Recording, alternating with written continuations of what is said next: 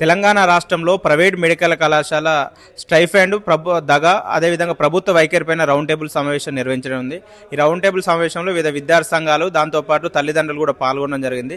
ఈ తెలంగాణ రాష్ట్రంలో 27 private medical కళాశాలలు ఉంటే ఈరోజు మెడికల్ కళాశాలలో చదువుతున్న హౌస్ సర్జన్ దాంతోపాటు పీజీ విద్యార్థులకు ప్రతి నెల స్టైఫండ్ ఇవ్వాల్సిన బాధ్యత ఈరోజు ప్రైవేట్ కళాశాలది.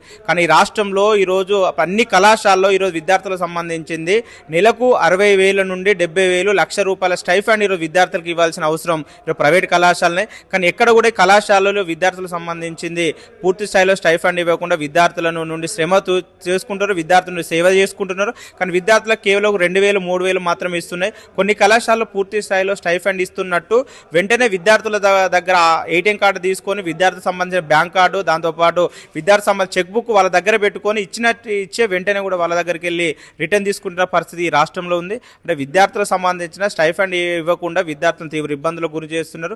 తక్షణమే ఈ రాష్ట్రంలో ఈరోజు ఎస్ఎఫ్ఐ డిమాండ్ చేస్తున్న తక్షణమే ఈరోజు స్టైఫండ్ ఇవ్వాలి. దాంతోపాటు ఇప్పటికే విద్యార్థుల తల్లిదండ్రులు విద్యార్థులకు సంబంధించి ఆందోళన చేస్తే విద్యార్థుల పైన కొన్ని ప్రైవేట్ కళాశాలలు ఈరోజు కక్ష కట్టుకొని విద్యార్థులకు సంబంధించింది వాళ్ళకి ల్యాబ్స్ సంబంధించింది కానీ అదనపైన డ్యూటీలు వేస్తున్న పరిస్థితి రాష్ట్రంది. ఈ రాష్ట్రంలో రాష్ట్ర ముఖ్యమంత్రి ఇప్పటివరకు కూడా మెడికల్ కళాశాలలో ఏం జరుగుతుంది అనేది కూడా కనీసం సమీక్ష చేయని పరిస్థితి. రాష్ట్రంలో ఈరోజు ఆరోగ్య శాఖ మంత్రి దామోదర్ రాజనరసింహ సంబంధించింది ప్రైవేట్ మెడికల్ కళాశాలలో ఈరోజు దందా జరుగుతుంది, దగా జరుగుతుంది, మోసం చేస్తున్నారని విద్యార్థులు తల్లిదండ్రులైనా కూడా కనీసం పర్యవేక్షణ చేయని పరిస్థితి. దాంతోపాటు జీవో నెంబర్ 28 సంబంధించింది 2025లో ఈరోజు తీసుకురావడం జరిగింది. ఈరోజు విద్యార్థుల స్టైఫండ్ 15% పెంచినట్టు ఈరోజు ప్రకటించిన కూడా ఎక్కడ కూడా ఈ రాష్ట్రంలో ఈరోజు అమలు చేయడంలో డైరెక్టర్ ఆఫ్ మెడికల్ ఎడ్యుకేషన్ సంబంధించిన వాళ్ళు మాకు సంబంధం లేదని చెప్తున్నారు.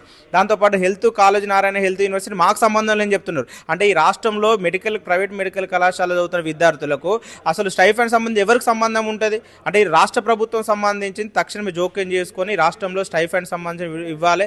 దాంతోపాటు స్టైఫండ్ ఈవెన్ మెడికల్ కళాశాల పైన తక్షణమే చర్యలు తీసుకోవాలని సందర్భంగా ఎస్ఎఫ్ఐ డిమాండ్ చేస్తున్నాం. లేని పక్షంలో పెద్ద ఎత్తున ఆందోళన చేస్తున్న సందర్భంగా హెచ్చరిస్తున్నాం. ఈ రాష్ట్రంలో రాష్ట్ర ముఖ్యమంత్రి దగ్గరనే ఈరోజు విద్యాశాఖ ఉంది. రాష్ట్ర ముఖ్యమంత్రికి అనేక శాఖలు పెట్టుకున్నాయి కానీ ఈ శాఖలు కనీసం పర్యవేక్షణ చేయలేని పరిస్థితి. రాష్ట్రంలో రాష్ట్ర ముఖ్యమంత్రికి కమిషన్లు వచ్చే వాటిపైన ఈరోజు శ్రద్ధ ఉంది కానీ ఈ రాష్ట్రంలో ప్రైవేట్ మెడికల్ కళాశాలలో కనీసం ఏం జరుగుతుందని కూడా కనీసం ఈరోజు పట్టించుకునే పరిస్థితి. దీనికో మంత్రి ఉన్నాడు కానీ కేవలం మంత్రి మాత్రం ఉన్నాడు కానీ మంత్రి ఎక్కడ కూడా ప్రైవేట్ మెడికల్ కళాశాలలో ప్రభుత్వ మెడికల్ కళాశాలలో ఏం జరుగుతుందని కనీసం ఈరోజు వాటిపైన పర్యవేక్షణ చేయని పరిస్థితి. కాబట్టి రాష్ట్ర ముఖ్యమంత్రి రాష్ట్ర ప్రభుత్వం పూర్తిగా ఈరోజు మెడికల్ కళాశాలలో సమస్యలపైన మెడికల్ కళాశాలలో జరుగుతున్న అవినీతి పైన ఈరోజు నిర్లక్ష్యంగా వివరిస్తున్నారు. ఈ సందర్భంగా తెలియజేస్తుంది. ఈరోజు స్పష్టంగా అనిపిస్తుంది 2.5 సంవత్సరాలు గడిచినా కూడా ఈ రాష్ట్రంలో విద్యారంగంలో ఎక్కడ సమస్యలు ఎక్కడనే ఉన్నాయి కానీ ఈరోజు విద్యారంగ సమస్యలు కానీ విద్యారంగ అభివృద్ధికి కానీ ఎక్కడ కూడా మాట్లాడిన పరిస్థితుంది. కేవలం వాళ్ళ కమిషన్లకు వచ్చే వాటిపైన ఈరోజు రాష్ట్ర ప్రభుత్వం దృష్టి పెడుతున్నది.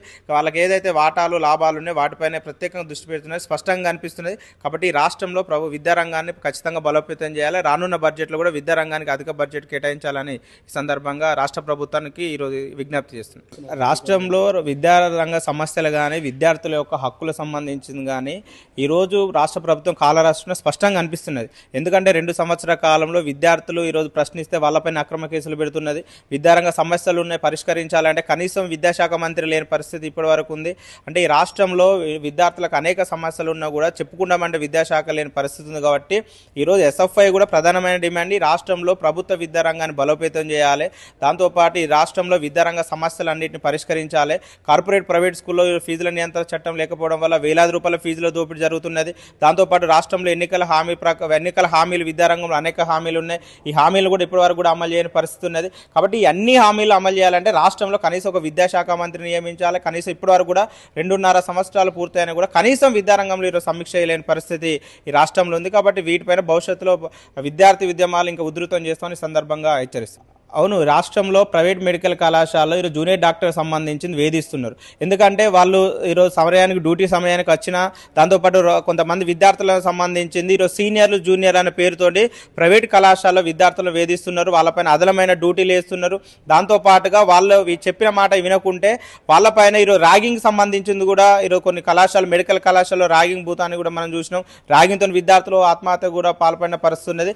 కాబట్టి ఈరోజు జూనియర్ డాక్టర్ల పైన కూడా వేధింపులు సంబంధించి అరికట్టాలి. దీనికోసం ప్రతి కళాశాలలో ప్రత్యేక కమిటీలు కూడా ఏర్పాటు చేయాలి. అట్లా ఏర్పాటు చేస్తే ఈరోజు జూనియర్ డాక్టర్లు కానీ సీనియర్ డాక్టర్ ఎవరైనా ఒక వైద్య విద్యార్థి వైద్యం నేర్చుకోవడానికి కోసం వైద్యం నేర్చుకొని తర్వాత భవిష్యత్తులో సేవ చేయడానికి కోసం ఉపయోగపడాలి. కానీ ఈరోజు సీనియర్లు జూనియర్ అన్న పేరుతోటి ఈరోజు వేధింపులు చేస్తున్నారు. ఈ వేధింపులు సంబంధించిన దానిపైన కూడా రాష్ట్ర ప్రభుత్వం అధికారులు కూడా వారిపై అట్లాంటి జరుగుతున్న కళాశాల పైన కూడా చర్యలు తీసుకోవాలని తెలియజేస్తుంది.